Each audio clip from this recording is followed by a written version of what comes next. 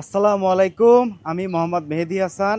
আমি সাইকেল নিয়ে বাংলাদেশের 64 দিনে 64 জেলা ভ্রমণে বের হয়েছি। আজকে আমার 13তম দিন, 13তম জেলা পঞ্চগড়।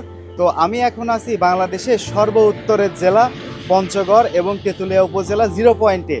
তো আমার এই স্বপ্নের যাত্রা শুরুটা খুব বেশি সহজ ছিল না। এটি পুরোটা একটি কঠিন যাত্রা ছিল এবং আমার দুঃসাহসিকতার কারণে আমি এখানে আজ পৌঁছাতে পারি। তো আমার এই স্বপ্নের যাত্রায় আমি কৃতজ্ঞ কিছু মানুষের উপরে, তাদের নাম আমি বলবো। সেটি হচ্ছে, প্রথমত আমি ট্রাস্ট ইউনিভার্সিটি বরিশাল, এনাদেরকে আমি অসংখ্য অসংখ্য ধন্যবাদ আমার এই সার্বিক স্বপ্নের যাত্রায় সার্বিক সহযোগিতা করার জন্য। এবং আমার খুব কাছের বন্ধু আফ্রিদি ইসলাম, বন্ধু তোমাকে অসংখ্য অসংখ্য ধন্যবাদ আমার এই স্বপ্নের যাত্রা সার্বিক সহযোগিতা করার জন্য। এবং জোয়াদ্দার রাব্বি ভাইকেও জানাই আমি অসংখ্য অসংখ্য ধন্যবাদ, আপনিও আমার এই স্বপ্নের যাত্রা সার্বিক সহযোগিতা করার জন্য।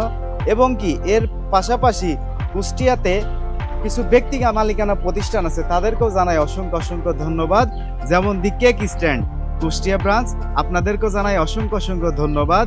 এবং কি আছে বিপ্লব টেলিকম কুষ্টিয়া, ভাই বিপ্লব ভাইকেও জানাই অসংখ্য অসংখ্য ধন্যবাদ।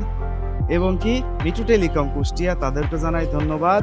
এবং আমার খুব কাছের একজন বড় ভাই, তার একটি কোচিং সেন্টার আছে নিহঙ্গ এডুকেশন সেন্টার কুষ্টিয়া, তো ভাইকেও জানাই অসংখ্য অসংখ্য ধন্যবাদ। এবং সর্বশেষ জানাই ঘরবাড়ি আর্কিটেক্ট অ্যান্ড ইঞ্জিনিয়ার্স গৌরব ভাইকে জানাই অসংখ্য অসংখ্য ধন্যবাদ।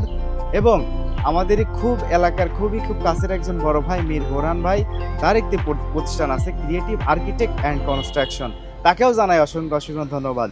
তো আমি যাদের নাম নিলাম তারা সবাই আমার এই স্বপ্নের যাত্রায় সার্বিক সহযোগিতা করেছেন। তো আশা করি আপনারা সবাই আমার জন্য দোয়া করবেন, আমি যেন সফলভাবে আবার বাসাতে ফিরে আসতে পারি। ধন্যবাদ।